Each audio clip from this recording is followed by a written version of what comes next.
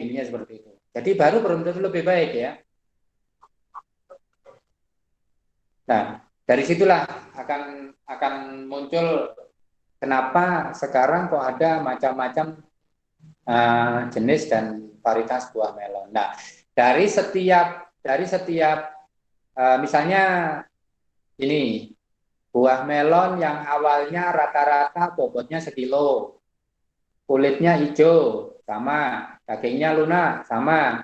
Tapi ada jenis baru yang bobotnya bisa 2 kilo. Nah, itu secara otomatis oleh perusahaan atau oleh breeder akan muncullah namanya varietas baru. Terus berkembang. Jadi kalau macam-macamnya itu tadi, kalau varietas buah melon sama dengan satu ini begitu banyak ya nggak kami sebutkan. Teman varietas buah melon di sini adalah menandakan bahwa setiap varietas punya karakter berbeda. Jadi begitu ada varietas baru, otomatis ada hal yang baru di dalam uh, buah melon itu sendiri. Itu artian di macam-macam dan jenis buah melon. Baik, saya lanjutkan. Syarat tumbuh tanaman buah melon. Option C, iklim.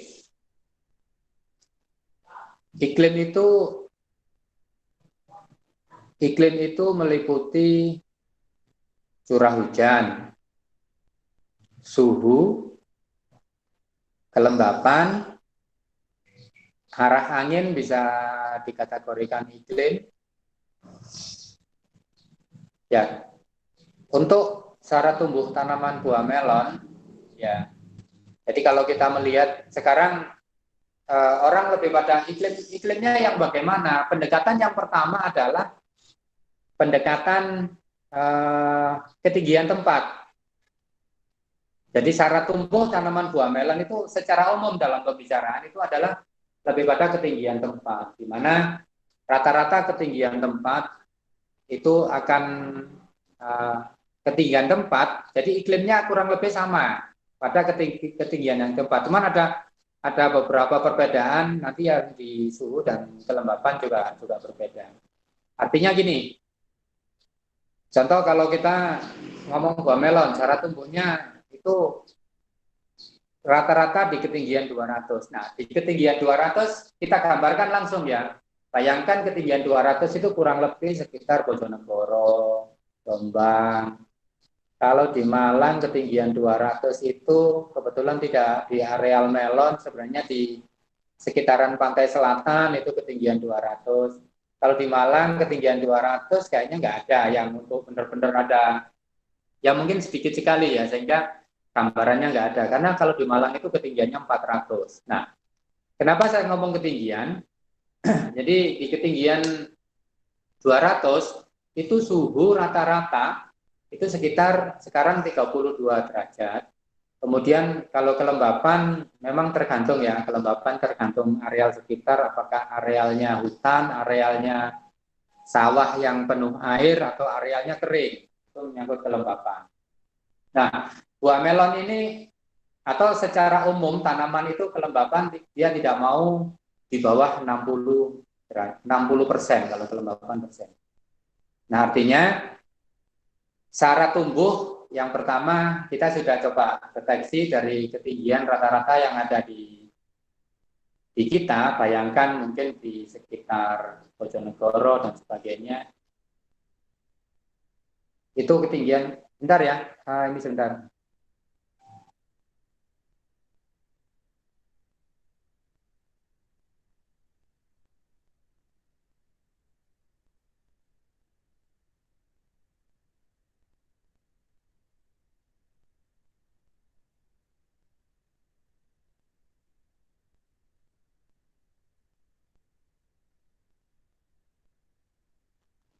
Baik, saya lanjutkan.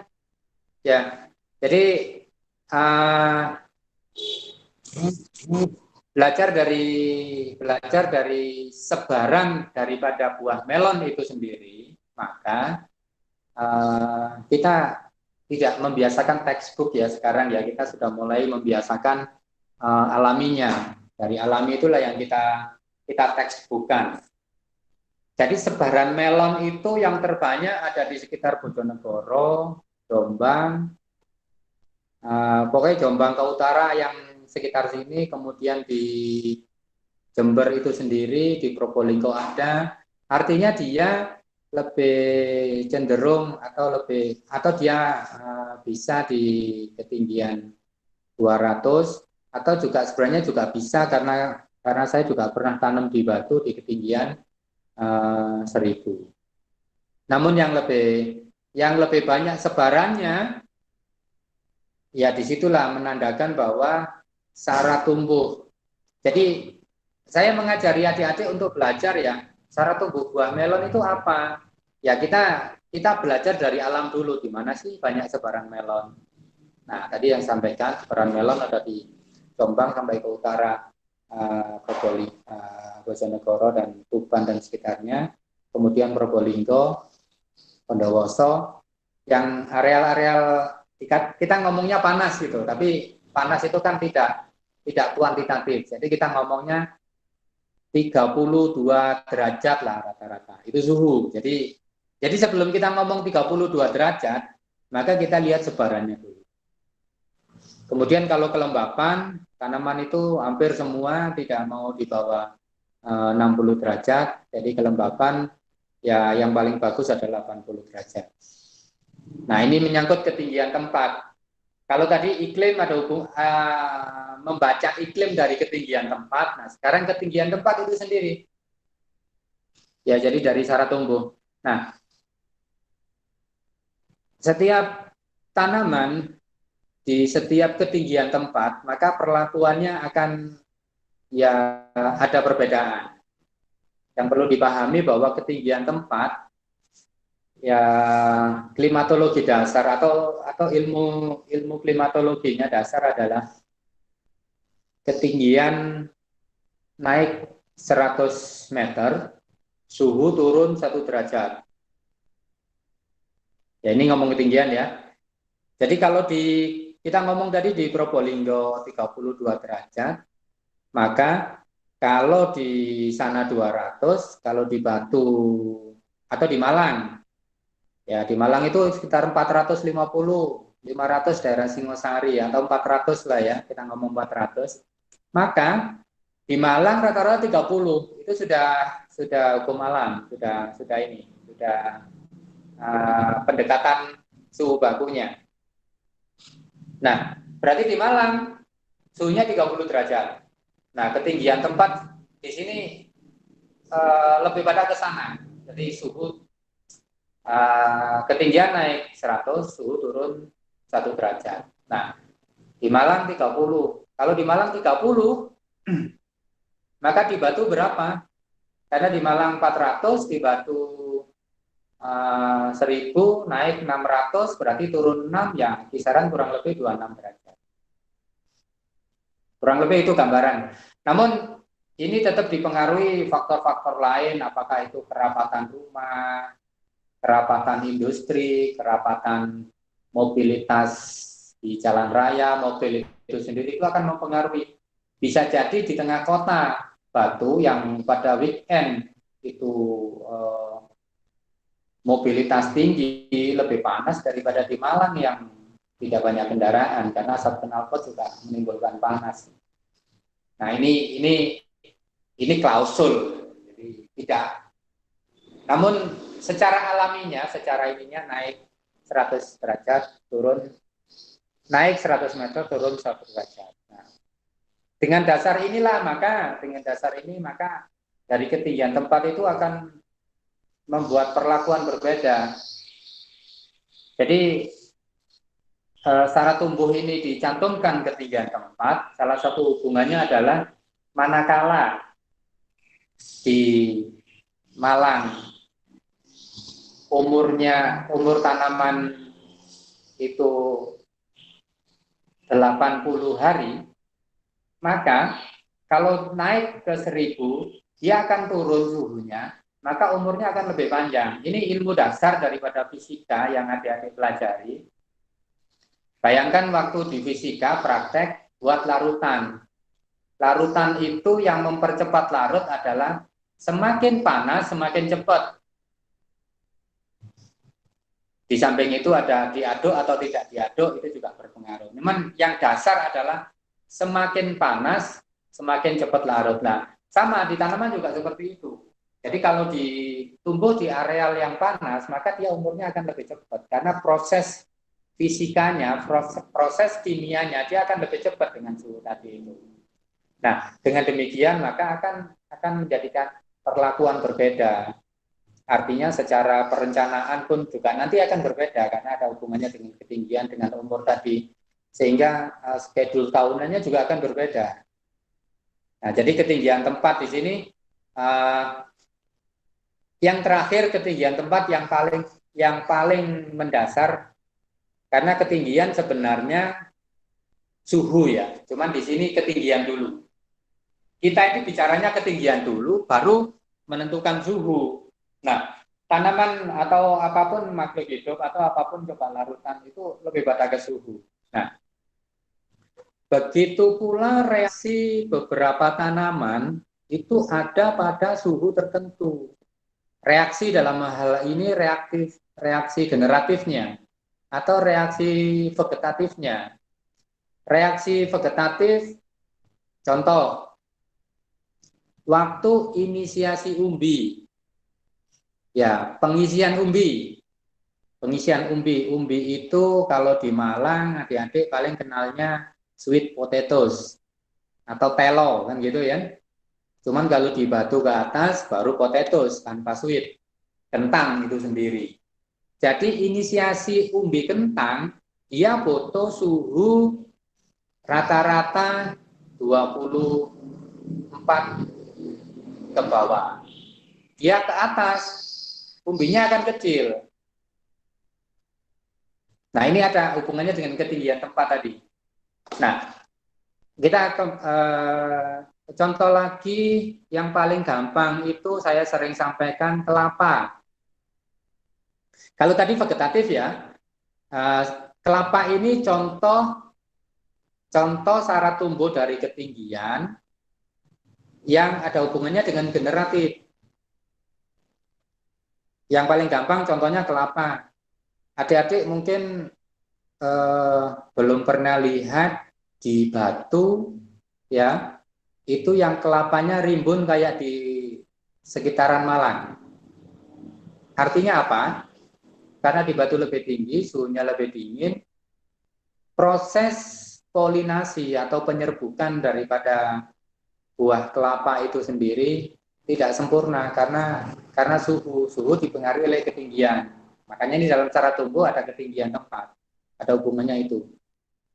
Atau yang kedua, adik-adik tidak pernah temukan apel mana lagi di sekitaran Malang. Kalau saya masih kecil dulu masih ada, karena masih dingin. Di waktu saya sekolah di Tanjung masih ada apel. Tapi itu pun buahnya tidak sebagus di daerah Batu. Nah, itu juga sama. Nah, jadi ada syarat tumbuh yang dia memang limit atau kebutuhannya itu kecil sekali. Makanya adik-adik tidak temukan apel mana lagi di Malang. Jadi itu hubungannya syarat tumbuh dengan ketinggian tempat. Nah, kita kembali ke melon. Karena melon ini bukan inisiasi umbi, kemudian melon ini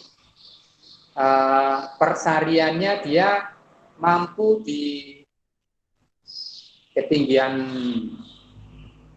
0 dpl di atas permukaan laut atau 1 meter di atas permukaan laut sampai dengan yang kemarin saya tanam atau sampai dengan terakhir yang pernah saya lihat itu di ketinggian 1100 di Pujon ada. Cuman sekali lagi umurnya akan lebih panjang.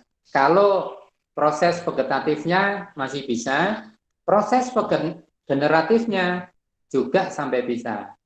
Saya memang belum ada literatur sampai ketinggian berapa melon bisa berbuah. Nah, artinya syarat tumbuh buah melon ini kalau boleh saya katakan sampai dengan saat ini sampai dengan 1100 masih bisa. Dari 0 sampai dengan 1100 masih bisa. Di atas itu saya karena belum pernah lihat, saya belum bisa sampaikan. Baik, ketinggian tempat, saya lanjutkan ke jenis tanah. Jadi kalau kita ngomong syarat tumbuh, ya kita ngomong tumbuh jenis tanah. Jenis tanah hubungannya dengan syarat tumbuh lebih pada sebenarnya tumbuh akar itu bagaimana sih, cara tanam bagaimana, umur tanam bagaimana, dari jenis tanah lah yang akan menentukan rata-rata kandungan di dalam tanah itu cenderung N tinggi kah, P tinggi kah, atau NPK-nya cukup kah? Karena untuk tumbuh itu dibutuhkan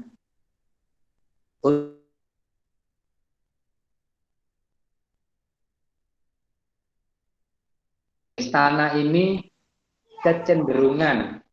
Jadi kecenderungan pada tanah-tanah tertentu dia akan lebih lengkap, pada tanah tertentu dia kurang zat kapurnya, atau kalau di tanah-tanah jenis tanah yang berkapur dia akan cenderung kurang P-nya dan sebagainya. Jadi maka jenis tanah ini maka yang paling mudah jenis tanah adalah yang sering ada dilihat adalah tanah apa ya, kalau di Malang itu tanah liat berpasir, itu strukturnya liat berdebu, atau kalau di Malang itu jenis gramoksol kalau nggak salah. Kalau di Pujon itu andosol. Kalau di Jombang itu ya mungkin ini PR ya, jenis tanah ya. Nah, jadi kalau kita ngomong tumbuh sebenarnya hubungannya dengan jenis tanah itu adalah kandungan daripada N, kandungan daripada P, atau kandungan daripada unsur hara. Nah, kurangnya apa? Akhirnya seperti itu kalau kita berhubungan dengan cara tumbuh melon. Karena melon secara detailnya kebutuhan akan mikronya berbeda dengan cabai, berbeda dengan yang lainnya. Yang sampai ke lebih detailnya ini ada sesi yang berikutnya. Jadi itu jenis tanah terhadap syarat tumbuh hubungannya adalah prinsipnya semua tanah bisa, cuman kecenderungan tanah itu unsur haranya lebih pada kemana, itu bisa dianalisa dulu ke laboratorium. Kemudian yang terakhir topografi ini untuk cara tumbuh lebih pada gini. Kalau misalnya dia topografinya berbukit, otomatis kalau di bagian lembah, ya di bagian lembah itu lebih lembab. Di bagian pucuk daripada gunung, bukitnya itu dia lebih kering dan anginnya lebih tinggi. Maka kalau kita ngomong secara tumbuh, hubungannya dengan topografi, maka yang di bawah itu lebih jarang pasti karena dia lebih lembab jarak tanamnya. Karena untuk tumbuh dia butuh jarak tanam itu tadi. Kemudian kalau yang di bukit, yang pas di noknya bukit, maka dia akan lebih kering. Nah, konsekuensinya karena di atas bukit dia akan anginnya lebih kencang, maka sistem lanjarannya harus lebih kuat. Jadi kita menghubungkan syarat tumbuh. Baik, cara tumbuh beberapa itu saya lanjutkan. Syarat mikroklimat atau greenhouse tanaman buah melon. Nah, kita ini sudah lebih detail, jadi dari beberapa yang disampaikan di atas tadi, maka di saat kita membuat greenhouse, maka bagaimana kita menciptakan greenhouse itu sesuai dengan kebutuhan tadi. Yang pertama memang ini sedikit kebalik, nggak apa-apa sih. Suhu. Jadi karena suhu rata-rata buah melon tadi bagusnya di ketinggian 200 tadi 32 derajat, manakala kita nemu yang suhunya mungkin 20 derajat, maka dibuatlah greenhouse. Dengan greenhouse, dengan tutup cover plastik UV itu akan terjadi efek termal. Di dalam greenhouse namanya ada efek termal. Efek termal inilah yang menyebabkan panas sehingga suhu meningkat. Namun cara setting greenhouse ya, cara setting greenhouse maka ini sudah menyangkut ke tipe juga ya. Maka bagaimana ventilasinya agar dia naik dari 24 ke 32 derajat, naik memang diharapkan, tapi dia tidak lebih dari 32 derajat. Nah, maka dibutuhkanlah beberapa ventilasi atau yang kalau kita sudah bicara IoT, ya Internet of Things, maka itu bisa diotomatisasi. Yang otomatisasinya bisa dikendalikan oleh handphone. Jadi di sana kita dari manapun kita berada, kita tahu di greenhouse itu suhunya udah berapa. Secara otomatis blower atau penghisap udara panas akan bekerja sehingga suhu akan standar di 32 derajat. Walaupun kita di rata-rata suhu 24 derajat, dengan bangunan greenhouse kita bisa meningkatkan suhu. Kelembapan sama dengan suhu tadi. Intensitas cahaya matahari. Nah, intensitas ini makanya penggunaan greenhouse itu yang mungkin adik-adik pernah lihat di greenhouse-nya SMK 1 itu sering saya sampaikan. Pada prinsipnya melon ini butuh 10 jam per hari. Jadi dalam sinaran langsung. Manakala ada plastik, otomatis ada yang terhambat. Nah, plastik UV yang beredar di pasaran itu menghambatnya setara dengan kurang lebih tergantung ketebalan ya. Kalau rata-rata anggaplah kalau biasanya 10 ditambah plastik bisa dianggap berkurang menjadi 1 jam. Itu hitungan paling gampangnya secara di lapangan. Nah, agar dia tidak berkurang lagi karena kebutuhan tanaman akan fotosintesa, maka harus ada penjadwalan cuci plastik seperti yang sering saya sampaikan di SMK 1. Kadang kan sudah kelihatan berlumut hijau itu harus dicuci. Karena intensitas cahaya biar tidak berkurang banget. Atau gambaran dasarnya intensitas cahaya ini bisa dikurangi dengan paranet. Contoh nanti kalau adik-adik pas pelajaran anggrek, dia pasti dikasih paranet karena dia memang anggrek nggak butuh cahaya. Cuman kalau melon butuh cahaya penuh, nggak butuh ada yang menghalangi. Tidak ingin ada yang menghalangi, maka plastiknya di saat kotor itu harus segera tercuci. Kemudian teknik hidroponik dan drip irrigation di dalam greenhouse itu lebih pada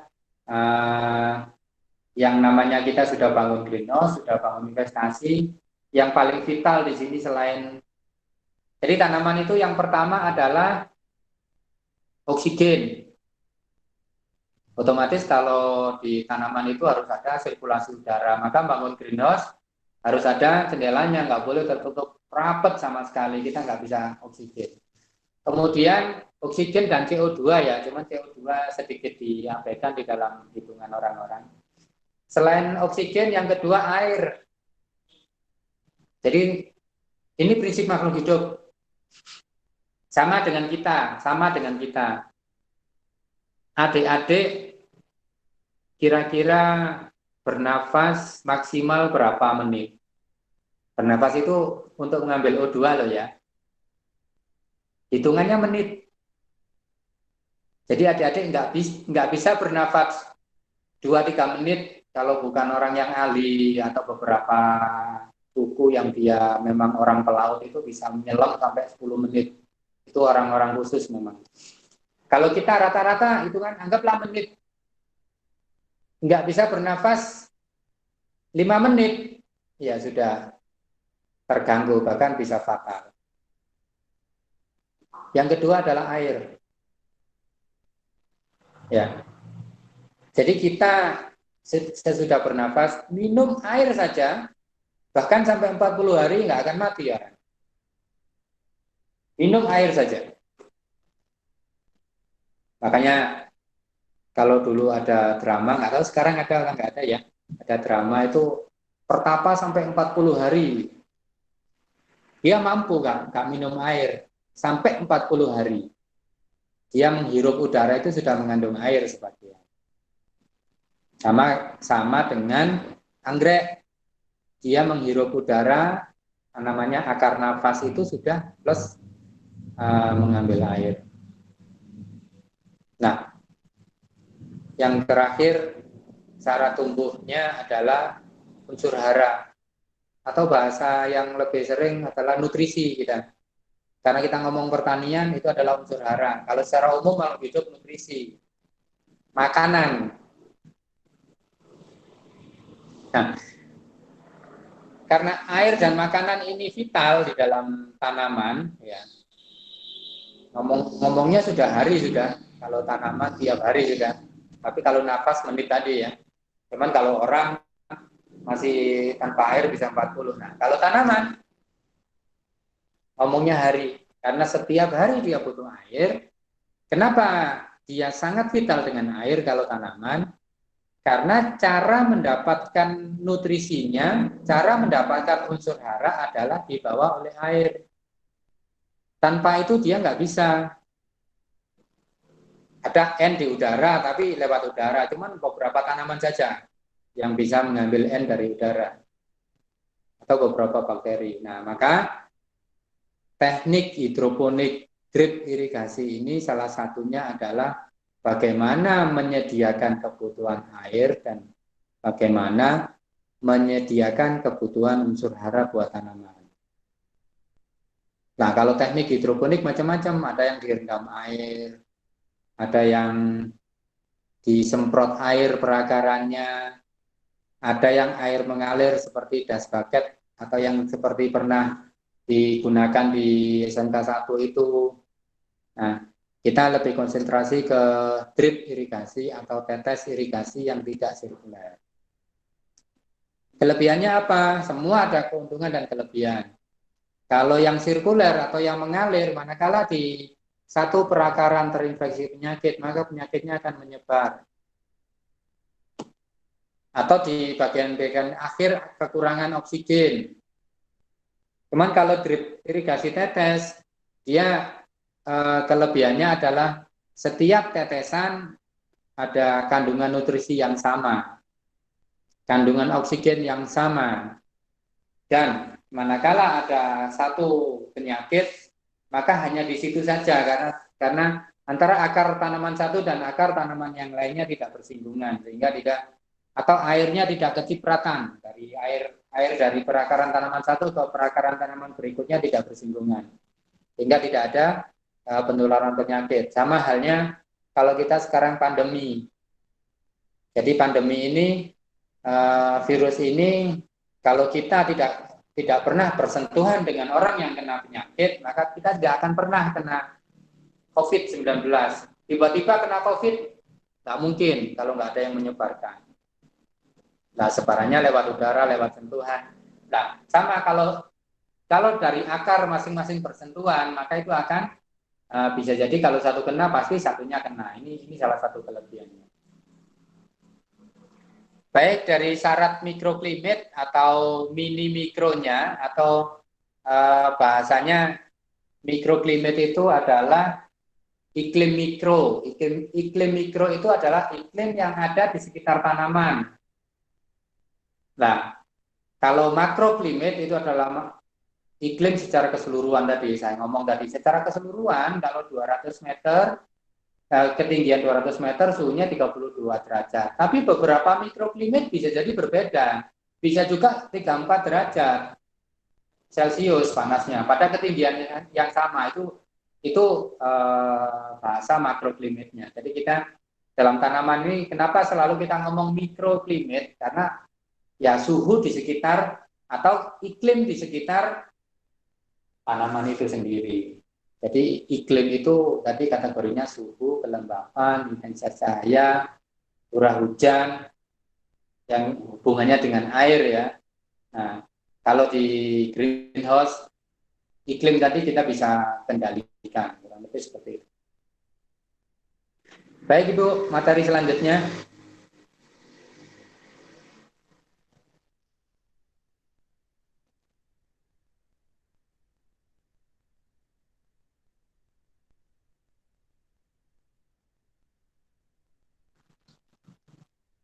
Oke, langsung berikutnya. Oke, penyiapan lahan. Ya, yang pertama adalah persiapan lahan atau identifikasi jenis tanah. Tadi sudah saya singgung ya, jenis tanah. Kalau secara tumbuh daripada buah melon tadi, sebenarnya hampir semua jenis tanah bisa.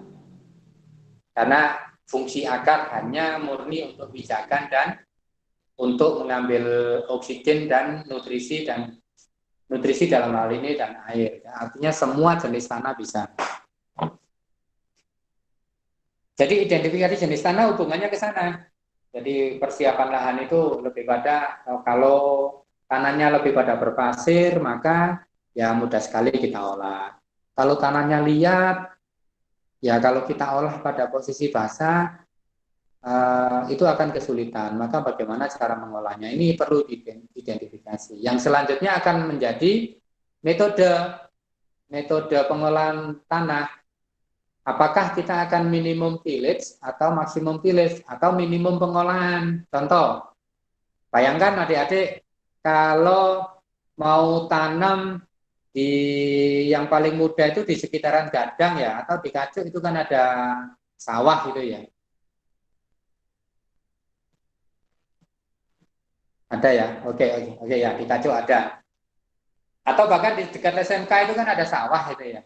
Nah, selesai tanam padi, jika kita mau tanam melon, terus bahasa kita diolah dibajak, pasti tidak bisa dibajak.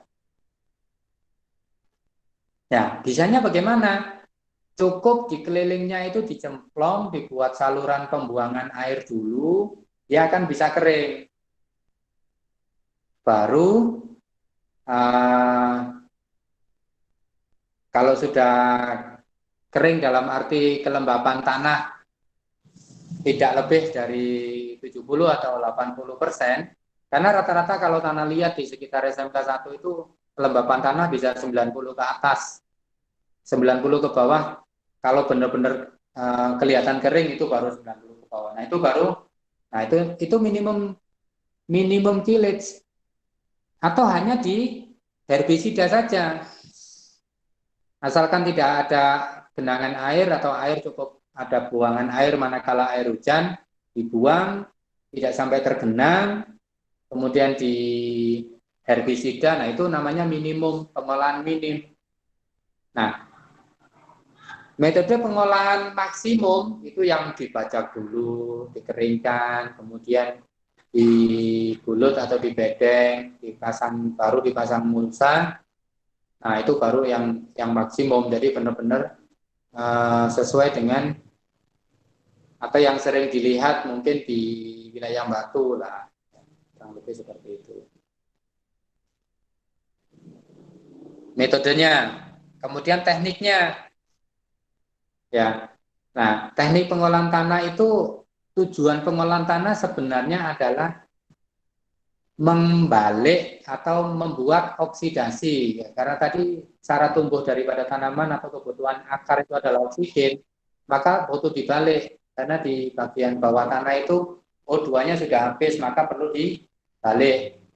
Nah, kemudian ada teknik yang pembalikan tanah ini otomatis pakai bajak.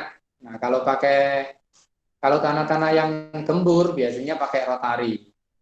Nah, ini jika ada beberapa alat yang masuk ke tanah membalik, itu sudah secara otomatis terjadilah oksidasi. Disitulah fungsi pengolahan tanah. Baik itu cara untuk mengeringkan atau untuk oksidasi. Yang lebih utama adalah untuk oksidasi, karena oksidasi hubungannya dengan ketersediaan unsur hara. Yang ini nanti akan dipelajari di mata pelajaran kimia nanti. Selanjutnya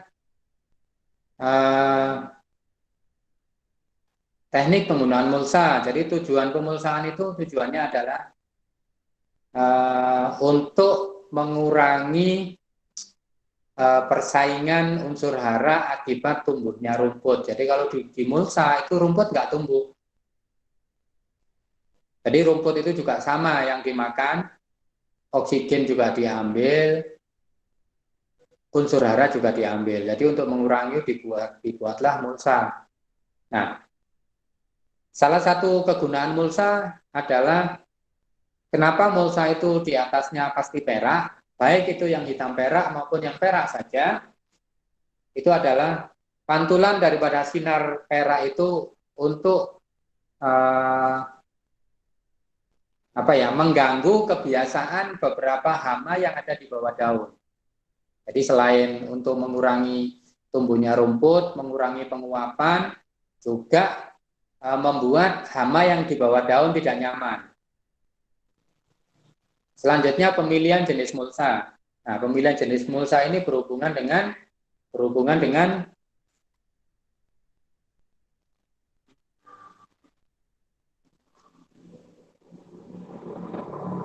mana itu?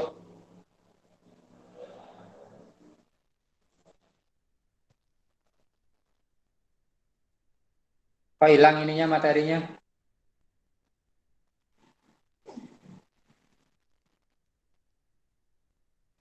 Oke, ada. Saya lanjutkan. Jenis mulsa, ada yang mulsa hitam perak. Jadi di bawahnya hitam, itu tujuannya akar panas tidak tembus ke tanah. Kalau tanah tidak panas, maka akar akan tumbuh lebih baik dan air tidak menguap. Di atasnya perak, itu tujuannya tadi untuk membuat hama itu silau. Kemudian ada yang mulsa yang hanya perak saja. Yang hanya perak saja ini biasanya umurnya cuma 2-3 bulan, artinya manakala pemasangan mulsa hanya untuk satu musim, kebanyakan orang pakai yang perak saja, bukan hitam perak. Selanjutnya, teknik bangunan greenhouse. Nah, tipe ini sekali lagi hubungannya dengan kebutuhan daripada mikroklimat tadi. Butuh suhu berapa, butuh kelembapan berapa, itu menentukan tipe. Apakah tipenya kerucut, apakah tipenya limas, apakah greenhouse limas ya, maaf ya. Apakah tipenya lengkung? Lengkung itu sendiri apakah setengah lengkung atau seperempat lengkung? Kalau yang pernah saya bangun di SMK 1 itu seperempat lengkung, bukan setengah lengkung. Kalau yang setengah lengkung itu panasnya lebih tinggi lagi karena efek terbalnya lebih tinggi lagi. Kemudian bahan ini menyesuaikan budget biasanya. Apakah bahannya galvanis? Yang paling murah bahannya adalah bambu. Kemudian galvanis, kemudian besi baja, atau kemudian bangunan seperti yang lagi dibangun di SMK 1. Ya, jadi material bahannya itu. Nah, dari bahan itu sendiri beberapa material yang perlu dipelajari juga. Jadi di sini di dalam penguasaan dunia pertanian kita juga perlu mengenal material dan konstruksi yang dipelajari oleh mereka orang-orang teknik sipil. Jadi membangun itu harus bagaimana, fondasi harus bagaimana, kita pakai cagar bajaka atau kita pakai apakah. Karena ini ada hubungannya dengan perencanaan nanti. Kalau kita mau buat baik itu skala kecil maupun skala besar. Berapa nilai yang akan masuk, bahan-bahan yang akan digunakan menentukan nilai dan umur. Kita mau umur bangunan ini berapa lama, itu menentukan materialnya. Material yang bagaimana. Bahkan sampai dengan campuran semen kita harus kuasai. Material baik itu pasir seperti pasir kita harus kuasai. Pasir itu yang bagaimana? Pasir itu adalah batu yang bertubrukan dengan batu oleh karena arus air atau oleh karena oleh karena gempa vulkano di sekitaran Gunung Merapi, karena getaran itulah, gesekan itulah menyebabkan timbulnya pasir. Nah, syarat pasir adalah manakala dikasih air dia tidak meresap. Sehingga manakala dikasih air yang mengandung semen, dia tidak terjerat di dalam, dia cukup di luar saja, berfungsi sebagai lem. Nah, sering kita salah di dalam yang sering kita lihat di saat kita membangun bangunan yang menggunakan pasir, yang digunakan pasir yang manakala dikasih air dia menyerap, maka semen itu akan terserap di dalam material itu, jadi fungsi lemnya jadi berkurang. Itu yang fatal, yang sering kita alami, fatalnya di orang-orang kita di situ. Yang itu harus kita hindari. Kemudian konstruksi ini tadi ya, konstruksi ini apakah kita full baja, full bambu atau sebagian. Misalnya daerah itu berair, maka kalau kita pakai bambu nggak mungkin. Nah, separuhnya dikasih batu bata. Atau besinya cukup di atas saja, karena besi ini mudah korosif, maka di bawahnya batu bata. Seperti yang ada di SMK itu kayaknya itu untuk menghindari. Jadi tujuan daripada kenapa besi tidak langsung ke bawah, karena kalau besi langsung ke bawah, apalagi kena rembesannya air bernutrisi, dia akan lebih cepat korupsi, lebih cepat karaten gitu. Maka dibuatlah itu, kalau saya lihat konstruksinya setengah batu bata, ke atasnya nanti akan besi atau baja. Jadi tujuannya itu. Kemudian penyiapan greenhouse di sini, kalau kita sudah mulai tanam, sanitasi greenhouse dalam hal ini. Jadi greenhouse itu di dalamnya diharapkan tidak ada sisa penyakit, tidak ada sisa hama. Yang dimaksud sanitasi adalah hama harus benar-benar bersih sampai telurnya. Bahkan ada beberapa sanitasi ini bisa menggunakan waktu dan juga bisa menggunakan jenis kimia. Menggunakan waktu, manakala kalau beberapa hama siklusnya 18 hari, jika ditahan 18 hari tidak ada imago lagi, tidak ada kuku lagi, tidak ada lalat lagi, maka dikatakan steril. Itu cara sanitasinya. Lanjut materi berikutnya, Bu Ari.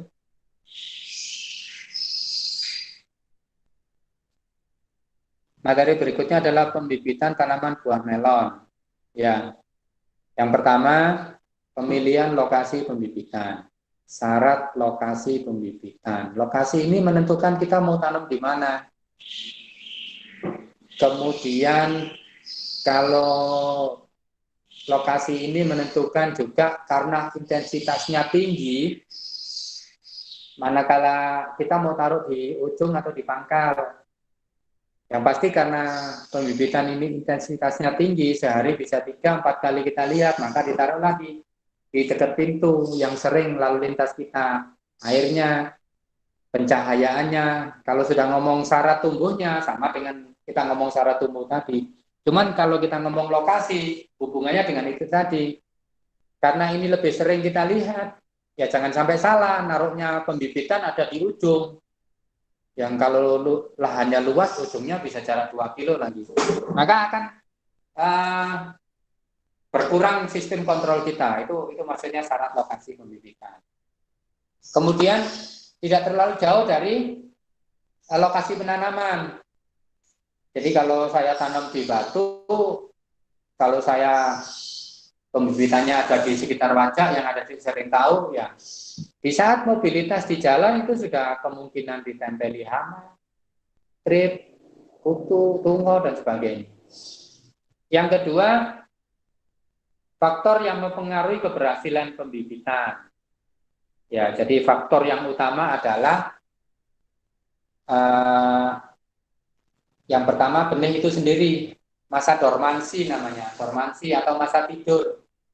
Jadi kalau ada beberapa benih yang dia masih masanya masa tidur, proses fisiologisnya belum sampai ke tumbuh. Sama-sama benih itu namanya dormansi. Contoh kalau melon ini dormansinya 2 minggu kalau tidak salah ya. Jadi kalau setelah panen langsung ditanam, ya bisa jadi dia tidak tumbuh. Tapi ini tergantung beberapa jenis. Jadi walaupun bicara melon itu sendiri juga nggak langsung dormansinya sama. Ada juga yang kalau ini kita bicara melon, jadi ada juga yang dia memang dormansinya atau dari karakternya memang dia susah tumbuh. Memang jenisnya susah gitu ya. Maka ada beberapa yang sampai direndam air panas dulu, kemudian untuk menggugah dormansi. Ada yang pakai apa ya? Saya ingat. KNO3 analis, bukan teknis. Jadi untuk menggugah dormansi. Berikutnya yang faktor keberhasilan adalah kebutuhan air masa imbibisi sampai dengan kecambah.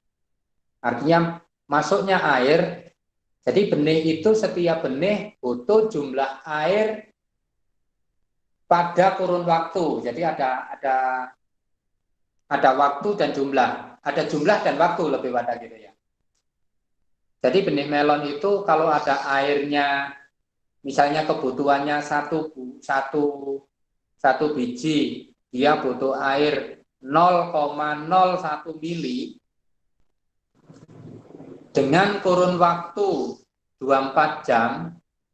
Nah, kalau 0,01 dikasih di awal saja, kemudian tidak segera terserap dan 0,1-nya menguap, maka yang masuk atau yang terjadi imbibisinya tidak ada 0,01.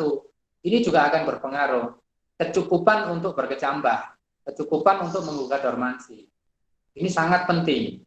Makanya ada teknik melon itu yang dibungkus kain basah, sehingga dia mengambil sedikit demi sedikit, kalau sudah cukup dia akan berkecambah.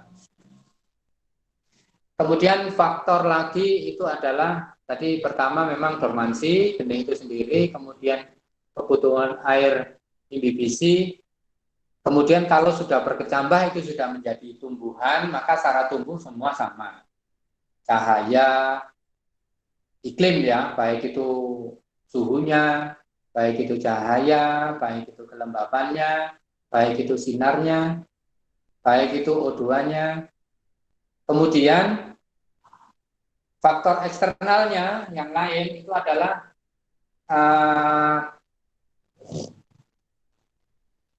serangan hama penyakit.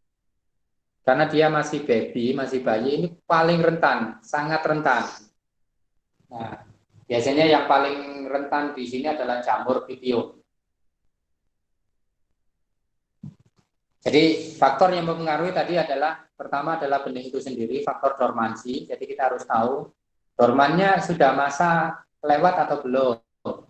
Kemudian kebutuhan air baik jumlah maupun waktunya. Jadi harus tersedia pada kurun waktu itu. Kalau dia masa imbibisinya 24 jam, maka selama 24 jam harus ada air. Makanya kalau adik-adik semai sesuatu di pasir, walaupun disiram banyak, tapi 1 jam lagi airnya hilang, maka imbibisinya belum sempurna, dia nggak akan berkecambah.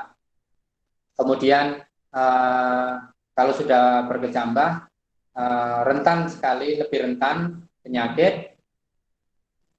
Baru kalau sudah tumbuh lebih dari 7 hari. Artinya gini, setiap benih yang sudah melewati masa 7 hari rata-rata, dia akan bisa hidup dari cotyledonnya. Maka nutrisi tidak terlalu penting sebenarnya. Cuman lebih daripada itu, dia butuh nutrisi dari luar. Apakah dari penyiraman atau dari media. Baik, saya lanjutkan. Perhitungan kebutuhan benih. Perhitungan kebutuhan benih, dasar perhitungan kebutuhan benih itu adalah, kalau adik-adik lihat di label itu adalah daya kecambah.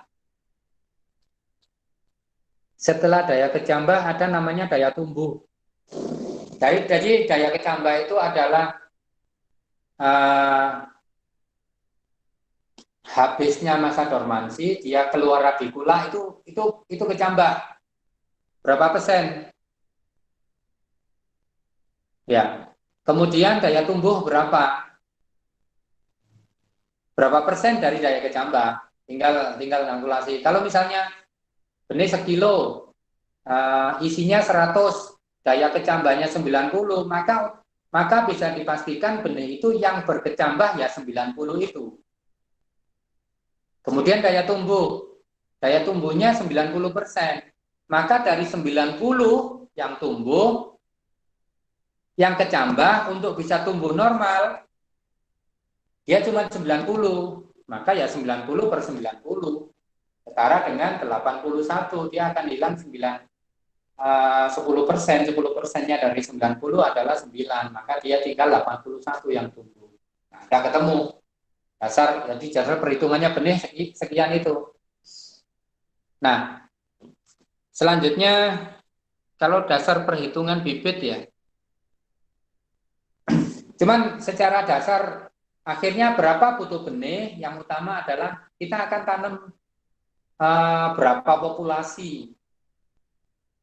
Yang pertama itu, jika kita ingin tanam, tadi ya yang paling gampang ya, jika kita ingin tanam 81 populasi, maka kita tinggal hitung, oh benih ini daya kecambahnya 90%, oh berarti dari 100 tinggal 90, oke kita masih lebih kan. Kemudian daya tumbuhnya berapa, misalnya 10% lagi, oh berkurang 10, jadi dari 100 dia akan menjadi 81. Nah, jadi dasar perhitungannya di situ. Atau kebalikan, dari 80 ditambah berapa daya kecambahnya dikali,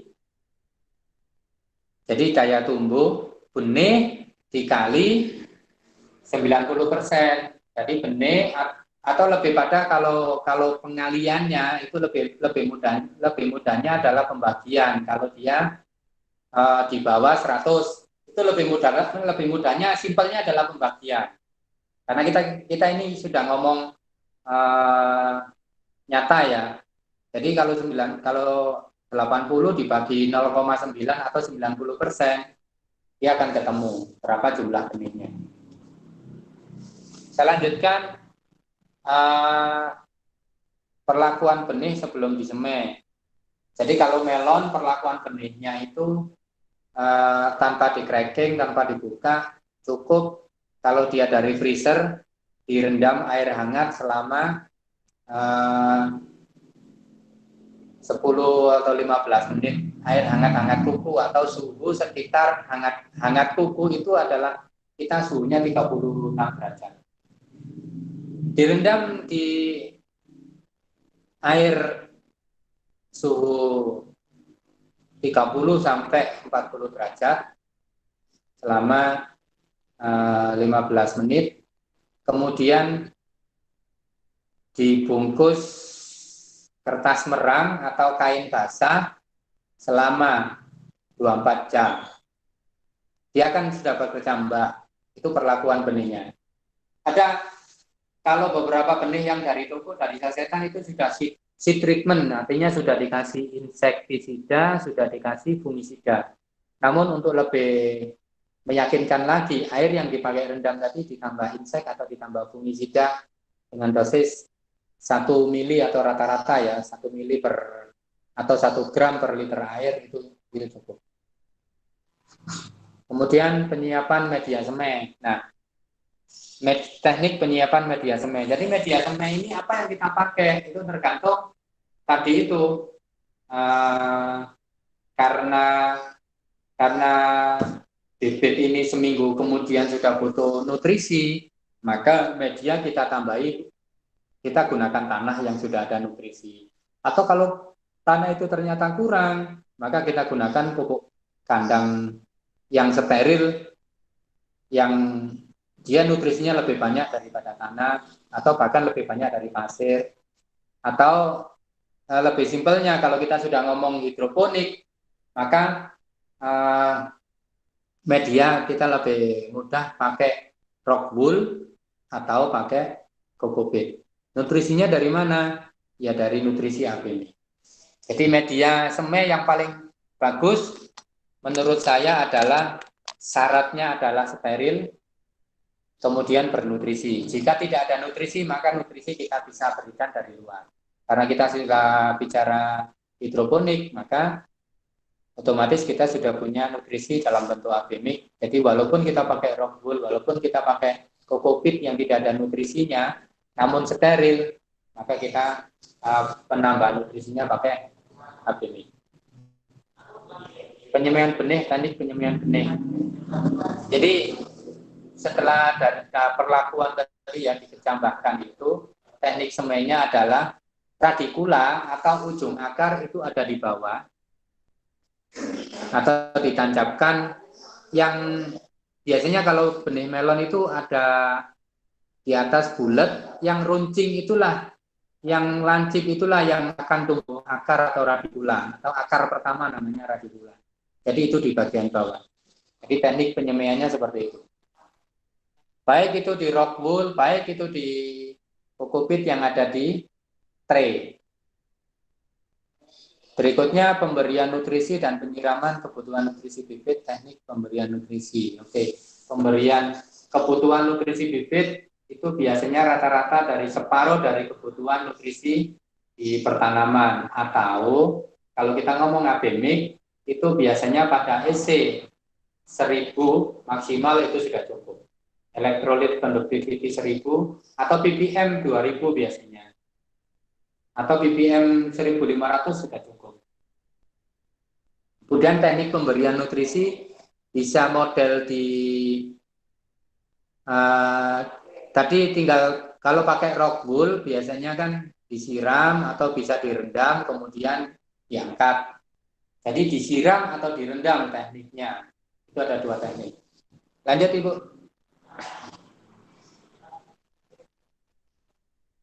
Nah, ini materi terakhir kalau nggak salah ya. Oke, jadi penanaman, jadi penentuan bibit siap tanam ya. Yang umum itu adalah umur, yang paling mudah adalah umur, yang paling mudah. Jadi kalau kita di Probolinggo tadi kembali lagi ke ketinggian atau di suhu 32 derajat tadi, umur berapa? Di sana 7 hari. Maka kalau di Batu umurnya ya 9 hari. Itu gambaran dasar karena suhunya turun.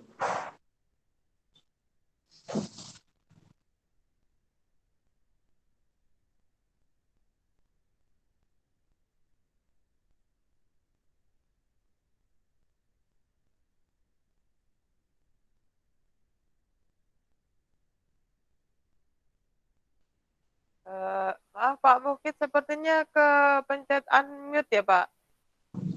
Sebentar ada koordinasi, memang saya close. Sorry. Oh ya sudah. Oke.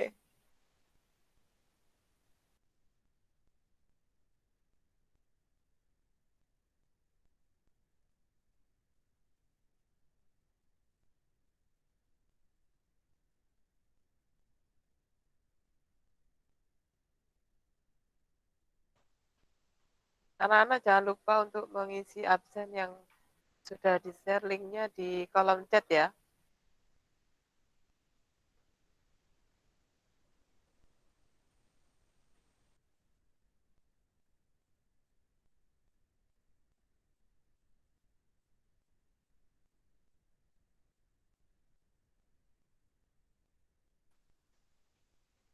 Sambil menunggu Pak Mukid, untuk resume yang nanti kalian buat, silakan kalian upload di e-learning, di aktivitas kuliah tamu. Di situ sudah saya buatkan linknya. Kalian bisa diketik di Word atau kalau misalnya bisa tulis tangan di foto. Baik, bisa dilanjutkan? Iya, silakan. Oke. Jadi penentuan bibit siap tanam tadi rata-rata umur atau biasanya Kalau di tray itu sudah bisa diangkat, sudah plus akarnya, kemudian dipegang tidak rusak, kemudian diangkut di bawah misalnya rodok jauh sedikit juga tidak rusak. Itu penentuan umur. Pengangkutan dan penempatan bibit, otomatis bibit ini tidak boleh saling bertindian, tidak boleh rusak. Pengaturan jarak tanam. Nah, jarak tanam ini ada yang namanya single row atau double row. Single row itu garis, single itu satu garis. Jadi kalau yang adik-adik temui di greenhouse yang pakai goleng itu double row. Artinya gini, single itu adalah setiap baris ya satu, kemudian ada yang dua baris itu baru satu jalan. Nah, apa penentuan single dan double? Prinsipnya adalah semua sama. Yang pertama adalah jarak tanam itu ditentukan oleh kebutuhan kanopi daripada daun. Jadi kalau kanopinya semeter, maka dia harus radius semeter. Cuman jarak tanam tidak ada namanya radius. Jarak tanam semeter berarti semeter itu. Kalau radius 1 meter itu otomatis jaraknya ya 1 meter karena R-nya 1 meter. Maka 1 × 1. Radius kalau radius itu jari-jari, maka diameternya adalah 2 meter, maka jarak tanam adalah 2 × 2. Itu kalau kanopinya bulatnya radius 1 meter atau diameternya 2 meter. Kurang lebih itu gambarannya. Nah, melon ini jarak tanamnya adalah 40 × 40 sebenarnya. 40 × 40. Maka kalau single row ya dalam barisan tetap 40, di antar barisannya nggak ada. Kalau double row dalam barisan 40, antar barisan minimal 60 karena double.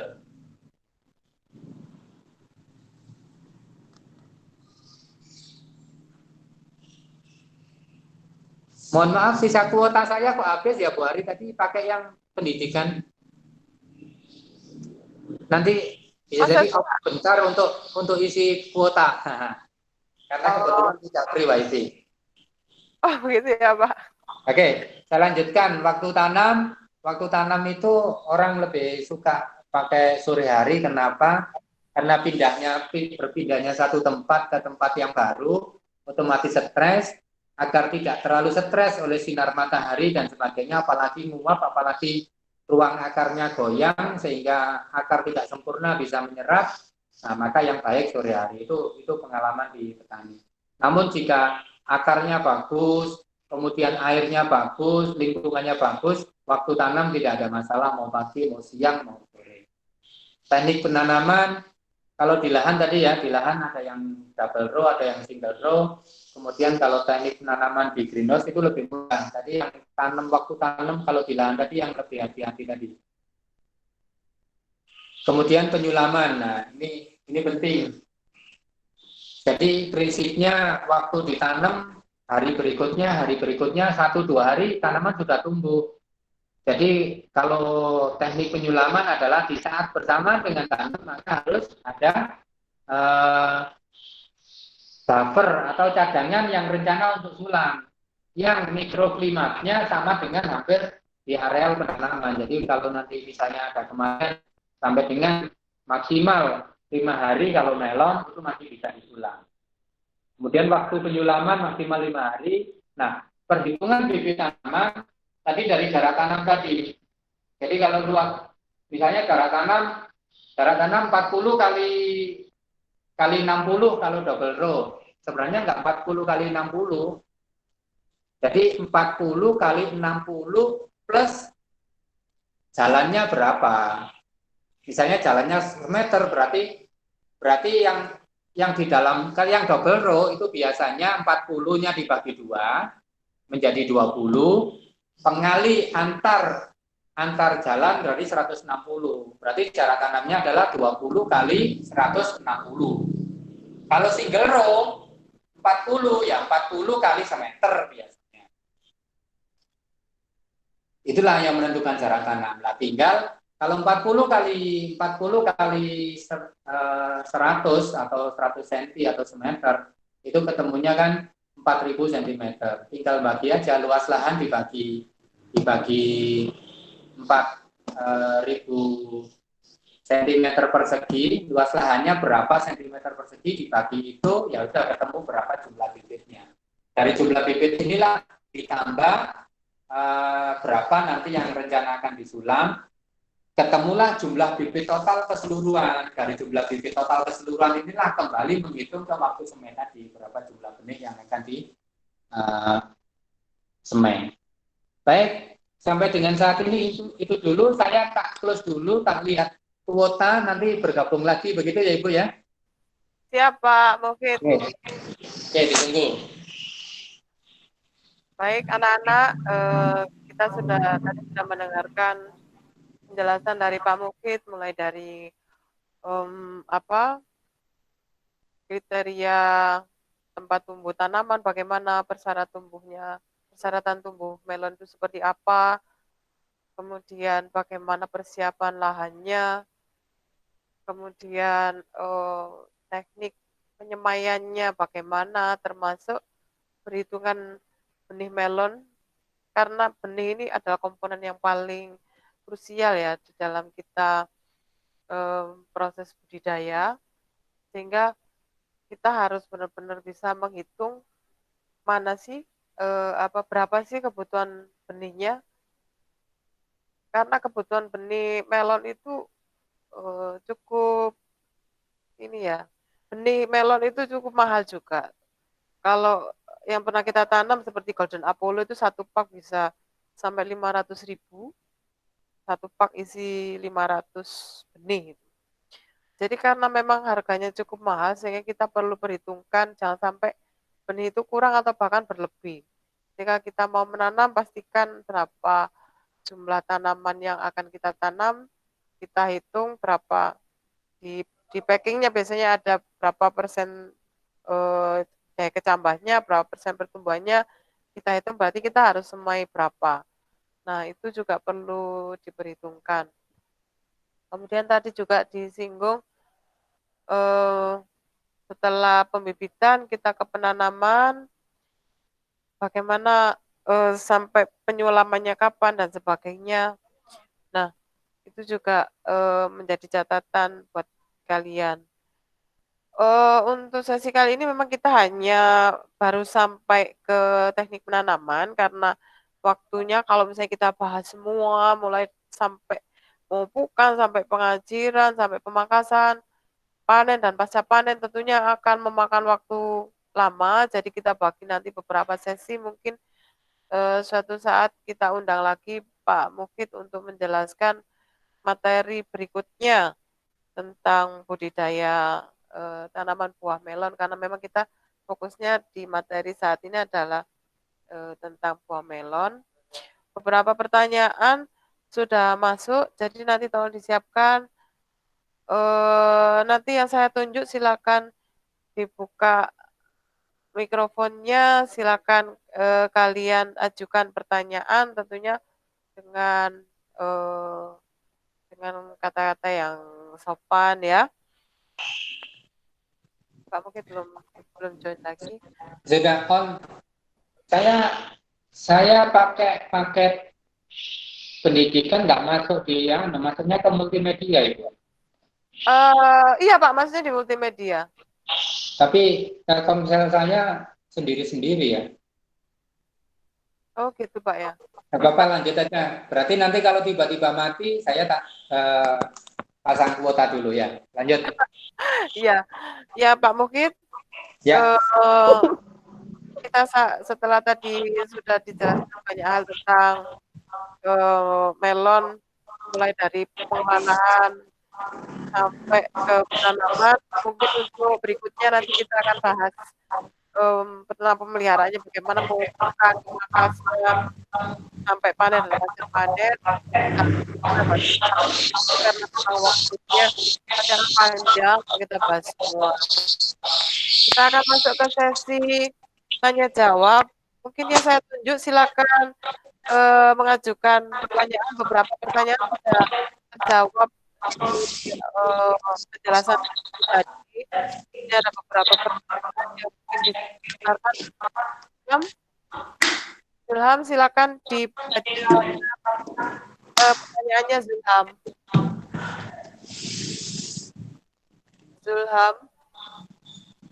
Zulham masih on?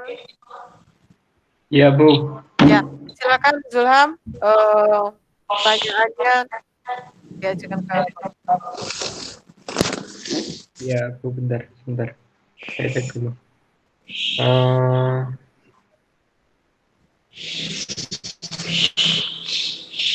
Assalamualaikum warahmatullahi wabarakatuh.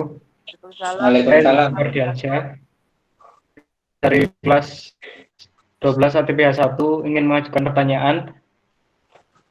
Jika ketinggian tempat budidaya tanaman melon berbeda-beda di setiap daerah, apakah kualitas buah melon yang dihasilkan tetap bisa maksimal sama seperti pada ketinggian normal untuk budidaya tanaman melon? Terima kasih, Pak. Baik, langsung dijawab Ibu ya. Ya Pak, silakan. Oke, terima kasih pertanyaan yang sangat bagus ya. Jadi di lapang itu yang berkembang secara umum begini.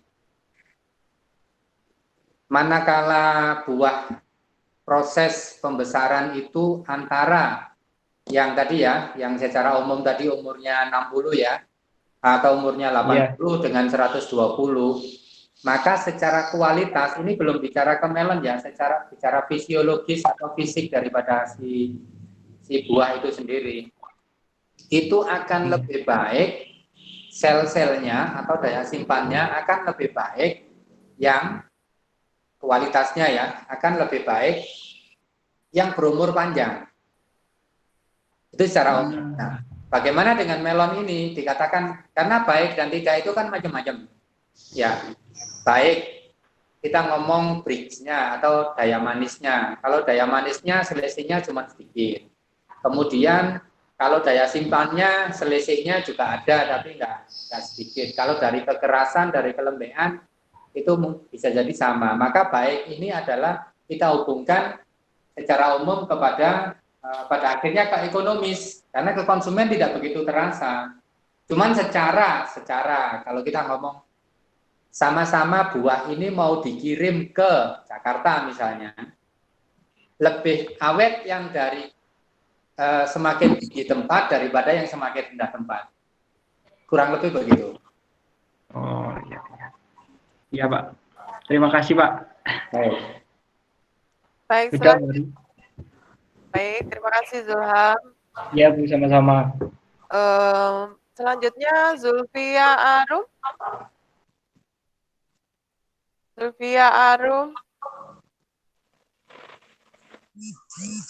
Ya, silakan.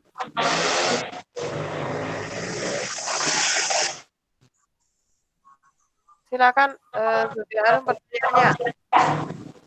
Ya, Assalamualaikum warahmatullahi wabarakatuh. Waalaikumsalam. Iya Pak, saya mau mengajukan pertanyaan begini. Apakah setiap bahan yang digunakan dalam pembuatan greenhouse mempengaruhi proses pertumbuhan? Baik. Kenapa tadi disinggung ada bahan, ada material? Sebenarnya kalau material yang tidak bersinggungan dengan tanaman itu sendiri tidak ada pengaruh. Tapi kalau material itu bersinggungan, contoh yang kita gunakan barangkali lanjarannya kan gitu ya. Kalau lanjaran ini mudah keropos atau dia menyimpan panas, dia akan berpengaruh terhadap tumbuhan, terhadap tanaman, terhadap tumbuh tanaman itu sendiri. Nah, artinya kita kalau material greenhouse-nya yang tidak bersinggungan itu tidak ada hubungannya terhadap pertumbuhan. Tapi material ini, beberapa material bisa jadi ada pengaruh untuk contoh gini ya. Ya sama ini kayak melon. Antara lanjaran bambu dengan lanjaran yang dari besi yang dia nyimpen panas, dia lebih baik lanjaran bambu karena secara atau kulit atau daripada batang yang nempel ke bambu itu sendiri itu akan lebih dingin daripada kalau yang nempel ke besi yang lebih panas, itu akan berpengaruh. Jadi jawaban dari pertanyaan adik ini ke sana. Jadi kalau material yang tidak bersinggungan itu rata-rata tidak berpengaruh. Begitu. Ya, baik. Terima kasih, Pak. Baik. Bagus pertanyaan. Nih, terima kasih Pak Mufid. Terus selanjutnya silakan Atila. Atila. Selamat pagi, Pak Mukid. Saya Atila mau bertanya sama membicarakan pemikiran saya. Kan setiap varietas melon adalah hasil dari rekayasa pihak bikin. Apakah kita mampu merekayasa greenhouse agar kita tidak merekayasa benih bagi setiap daerah wilayah tertentu?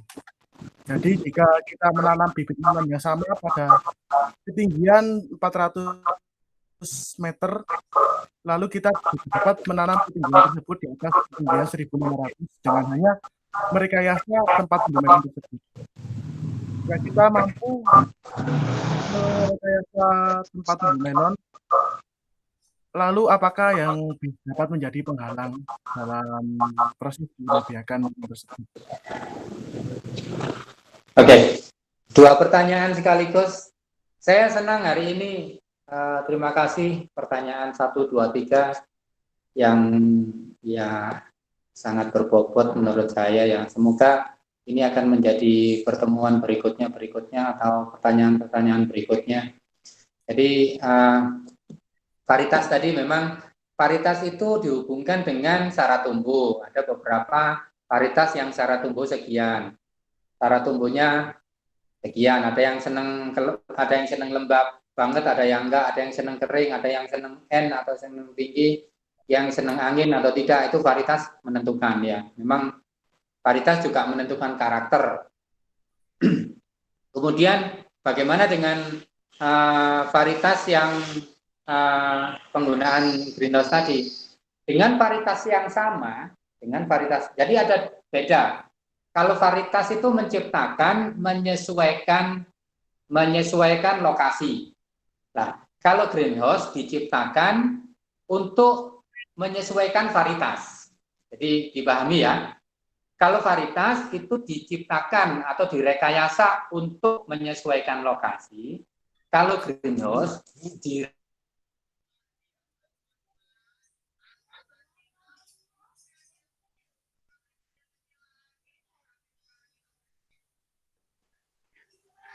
Halo Pak Mufid.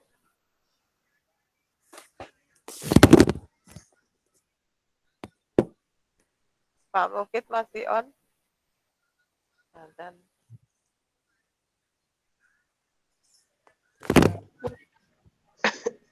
mungkin kuotanya Pak Mufid tadinya habis ini. Iya, Bu. Kita tunggu sebentar ya. Siapa yang bertanya? Siva ada nggak Siva? Siva masih on? Siva nggak ada ya?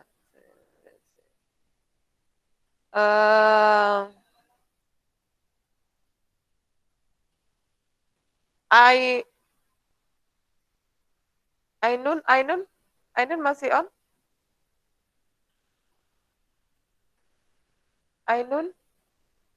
Ainun berikutnya nanti setelah Atila, setelah dijawab oleh Pak Mufid nanti setelah Atila Ainun siap ya? Siap, Bu. Ya. Kemudian jenis tanah sudah. Cristiano masih on? Oh, Cristiano kayaknya sudah menghilang ini. Cristiano sudah tidak bergabung. Sambil nunggu Pak Mufid ya sebentar. Mungkin satu pertanyaan lagi nanti Ainun ya setelah Pak Mufid nanti. Sebentar. Halo, gimana Pak?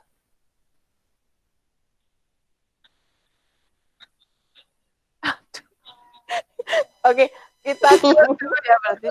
Gimana?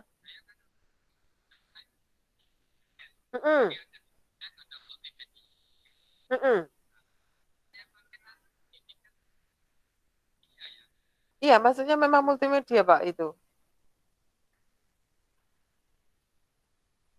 Untuk internet. Oh, gitu. Enggak tahu, soalnya biasanya saya langsung otomatis sih nge-link sendiri ke ini. Gitu. Iya.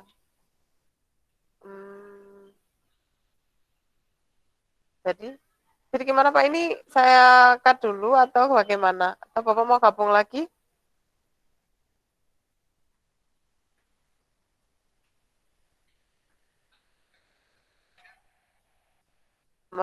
Coba join lagi mungkin yang apa kuota multimedianya bisa kepake Pak? Enggak? Oh, jangan kalau gitu.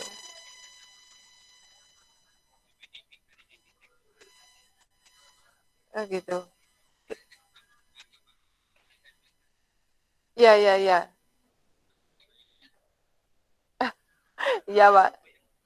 Ya, ya, oke, oke, oke. Sebentar ya, Nana, ini Pak Mukid berusaha join lagi karena ternyata kuota data internetnya kepake, jadi nggak pakai yang apa, yang kuota pendidikan. Mungkin yang lain tadi Ainun ya habis ini, kemudian Mardia masih on? Masih ya? Ya mungkin dua pertanyaan lagi ya nanti setelah Atila, Ainun dengan Mardia ya. Mardia suaranya kok nggak keluar? Halo, Mardia.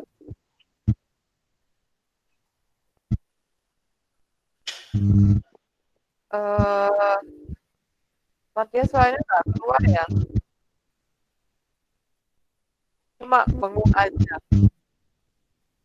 Yang lain bisa dengar nggak?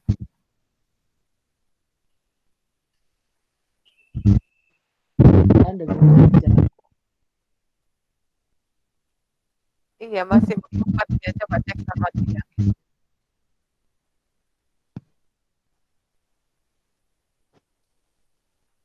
Halo Mardia.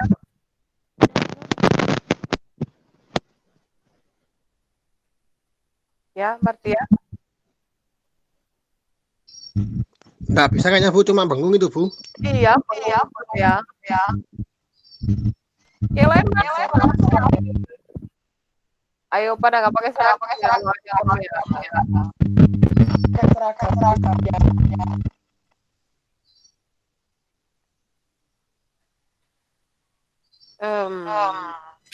Sambil kita tunggu dulu Pak Muhid.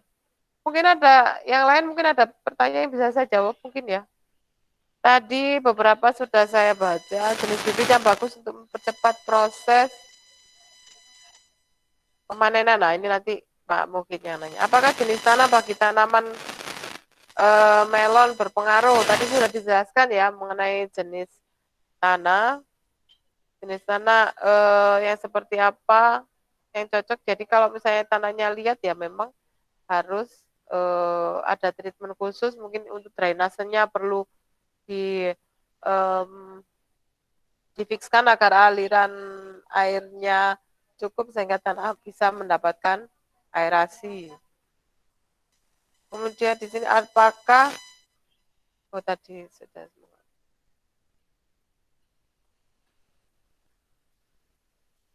tadi ini ada pertanyaannya Siva, apakah berbeda cara merawat tanam melon yang diambil buahnya dengan yang diambil benihnya?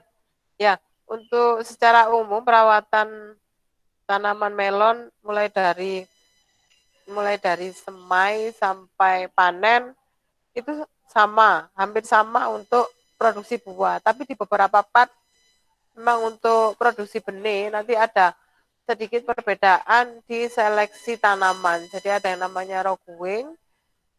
Jadi kita harus pastikan bahwa tanaman yang kita tanam yang sumber benang sari dan sebagai putiknya itu harus kita pastikan bahwa benar tanaman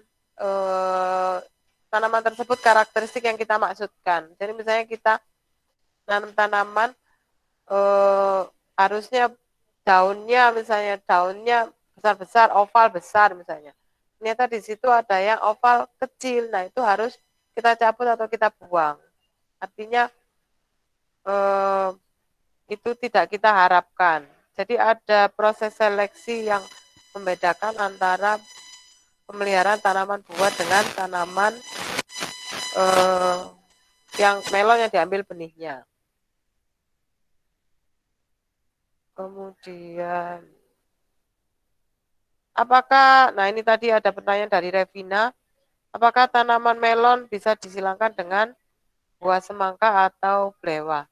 Ya, biasanya persilangan itu memang beberapa tanaman yang mendekati secara genetik itu bisa disilangkan. Hanya saja memang tingkat kecocokan dari gennya itu harus kita pertimbangkan juga. Kalau memang tidak cocok secara genetika, itu tentunya tidak akan terjadi pembuahan. Jadi memang terjadi persarian, tetapi tidak terjadi pembuahan. Artinya buah tidak bisa terbentuk sehingga bunganya rontok nanti. Jadi kalau melon, misalnya melon yang tipe kantaloupe dengan tipe net misalnya, itu mungkin bisa disilangkan. Tapi kalau dengan semangka atau belewah, itu kan dari segi satu famili mungkin ya, cuman beda spesies, nah itu mungkin agak sulit. Bisa disilangkan mungkin dengan teknik rekayasa genetik. Itu bisa. Mungkin itu yang bisa saya jawab. Ini Pak Mufid kok belum on lagi, coba saya hubungin lagi beliau.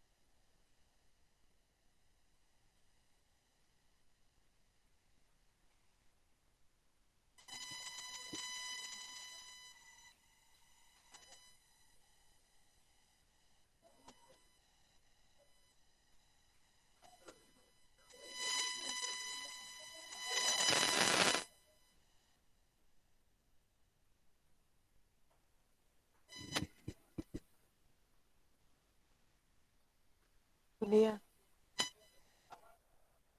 Assalamualaikum Pak. Ya, Pak, kalau misalnya tidak memungkinkan untuk join lagi, apa saya akhiri dulu Pak untuk sementara sesi ini gimana?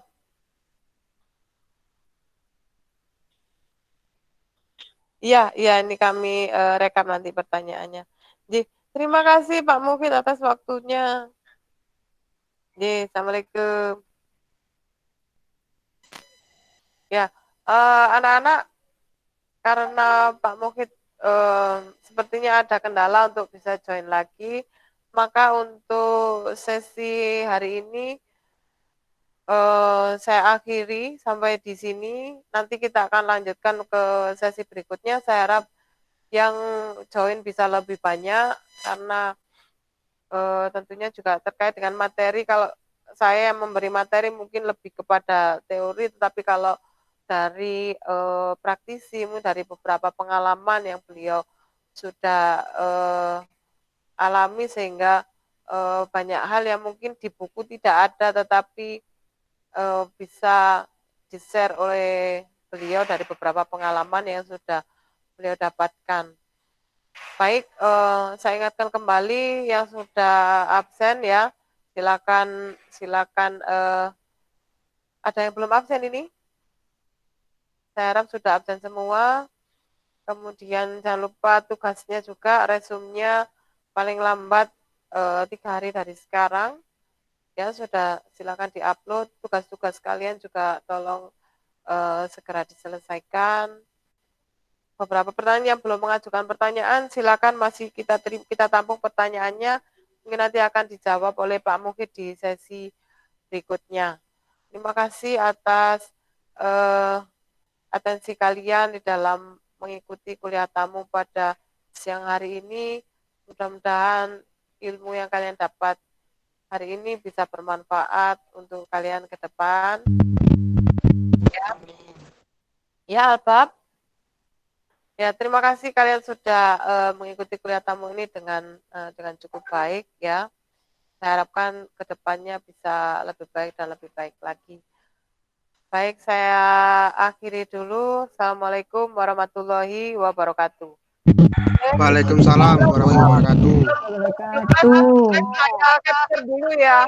Coba di on cam semua. Iya, Bu. Ya, Bu.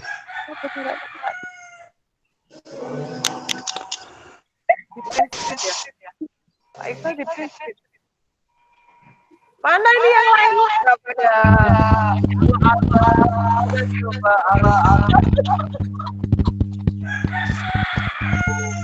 mana dia? Ayo di saya foto.